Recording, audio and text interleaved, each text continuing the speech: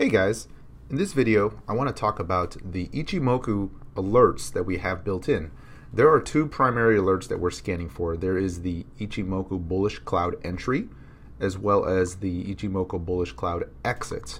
Now these are more than just pure cloud entries and exits. It is filtered a little bit to reduce some of the noise and provide for some higher quality signals, and so I will go over how these alerts are set up and how to use them. Now keep in mind, Ichimoku, the indicator, is a little bit more complex than your standard indicator, but it provides a lot of useful information and has become very popular recently because of its elegance as well as the various trading systems that can be created around just the Ichimoku indicator. And so I'm not going to go into all the various strategies that you can use using Ichimoku, but I will cover a few that can be used with these alerts. Now, at the end of the day, these alerts are to help you identify potential opportunities, and you can use Ichimoku entries and exits as a way to build a watch list and then convert into a different type of system or entry and exit strategy to time your actual entries and exits once you see an alert. So let's take a look at the charts real quick to explain it a little bit more. So here's a chart of NEO, and I don't have the Ichimoku on here, so this is on TradingView. If you go to indicators, if you type in Ichimoku, it's one of the build-ins, and so you can go there, hit the basic one, Ichimoku Cloud, and once you enter that in, there's going to be a couple of settings that you want to be aware of. And so on the inputs, there are 4 settings that you can change: the conversion line, the baseline, lagging span 2 periods, and the displacement. And so we are using a faster crypto setting, and then we are doubling those to make for some higher quality, a little bit less noisy alerts. And so if you want to follow along with the alerts, these are the settings that we are using. So a 20 on the conversion, 60 on the baseline. The 2 periods will be 120, and we are not doubling the displacement, also known as the lagging span. Now looking at the style, these are the various settings there, and so you'll hear different terminology. You'll hear things like Tekkensen, which is the conversion line, the Kijun-sen, which is the baseline, then the lagging span, the displacement, the lead 1 and the lead 2, as well as the plots. These 3 make up the actual cloud that's printed up. So once you have those in place, it is going to look a little intimidating and a little noisy at first. So here's the way it looks when you first set it up. So there's going to be multiple lines. You can see here's the cloud, right? And you can see the 2 lines here, the blue one and the red one, that's the Tekkensen and the Kijun-sen. And here's the lagging span. So for the sake of simplicity, I'm going to close out some of these things, and then I will come back to help explain how we are using these. So let me go back here. I'm going to take off the lagging span, and I'm going to also take off the cloud and just keep these 2 lines on here. So these 2 lines, the red line and the blue line.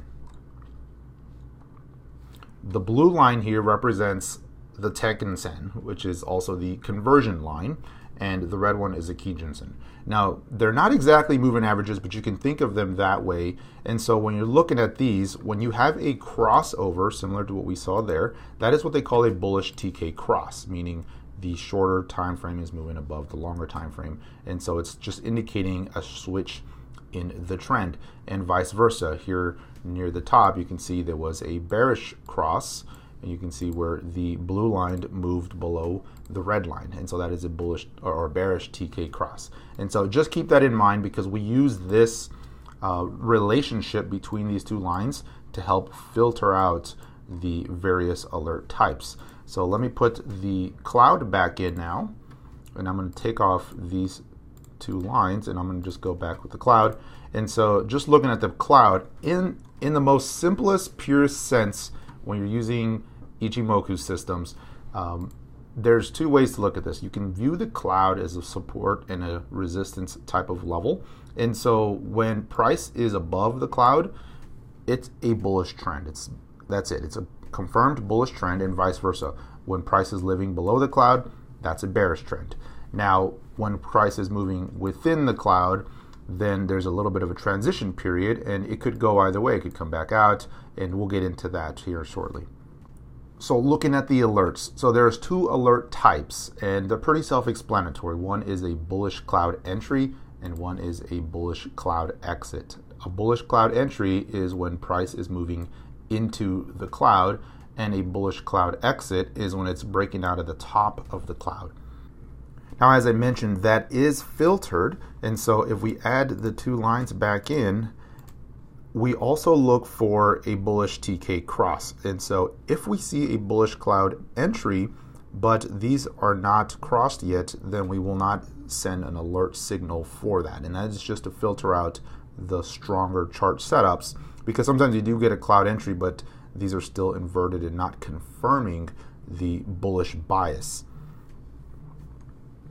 Let's go look at a cloud exit. So going to the alerts, you can see here there was recently a bullish cloud exit on VeChain, and we've had several. We've had one on Ripple, on the USD pair, on Bitcoin Cash, and so let's take a look at a couple of those. Looking at the Ripple USD pair, you can see here we had prices move into the cloud, and so a few days ago that issued a bullish cloud entry, and one of the strategies is what they call an edge-to-edge trade, and the assumption there is the next resistance is going to be the top of the cloud, and so you're expecting a trade that will take it from the bottom of the cloud up to the top. And you can see this happened pretty good right there. You can see that wick there was almost near the top of the cloud before we saw a little bit of a reversal, and then the exit happened here. We did pull right back into the cloud, and here we are seeing another exit.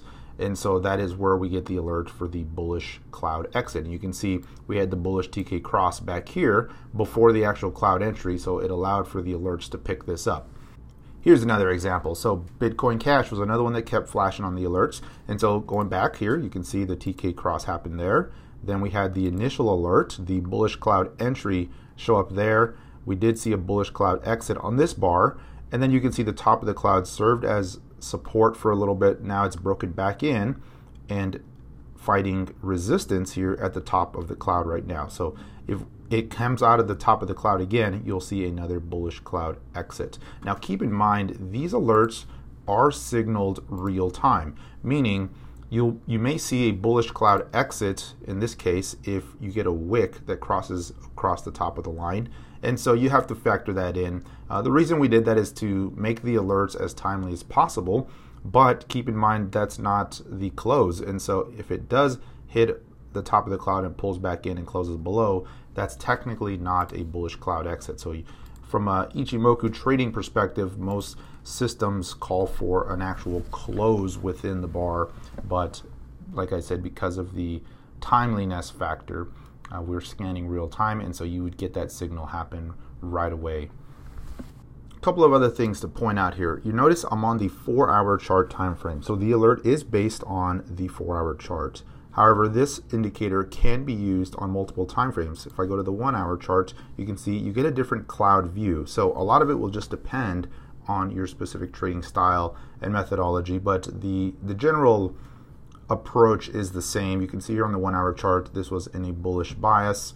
Then we had the bearish TK cross. Then it broke into the cloud, came all the way down, exited to the other side. Here it is bouncing, and now it's finding resistance at the bottom of the cloud, also at the Tenkan-sen line there. So there's you can see it on a shorter term time frame. This also helps to validate whether the 4-hour signal, how does that compare to the 1-hour for a little bit more of a precise entry. But at the end of the day, the signals are based on the 4-hour chart, and they're only looking at these 3 items. They're looking at the TK cross, and they're looking at cloud entries and exits. So one way to play these is wait for an actual confirmed close in the cloud. That's going to provide the strongest signal. And then at that point, you're looking for an entry, either a pullback to the bottom of the cloud or to the conversion line, or back here to the secondary, the baseline here.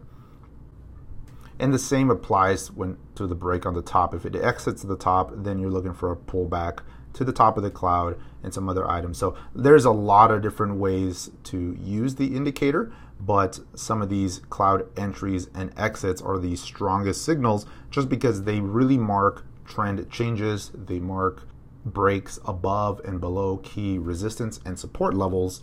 And so they can be used even in combination with other trading systems, even if you're just using the Ichimoku alerts to bring names and potential trade setups to your attention. So I hope that helped, guys.